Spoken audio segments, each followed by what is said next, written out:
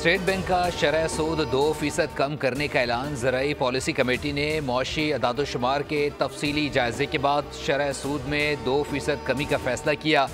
शरह सूद 200 basis points कमी से 13% हो गई। स्टेट बैंक की जानिब से रवा साल शरह सूद में 5वीं मरतबा कमी की गई। मुल्क में महंगाई की शरह 4.9% पर आ गई। मजीद कमी की तवक्को है।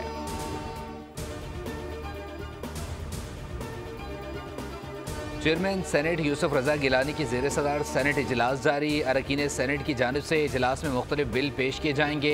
कौमी असम्बली का इजलास भी जारी। इजलास का दस्तकाती एजेंडा जारी कर दिया गया।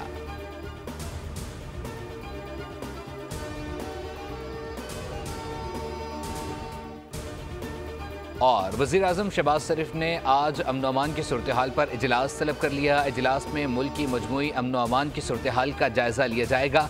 वज़ारत दाखिला के आला हुक्काम वफाकी दारुल हुकूमत समेत मुल्क भर की सिक्योरिटी पर ब्रीफ करेंगे।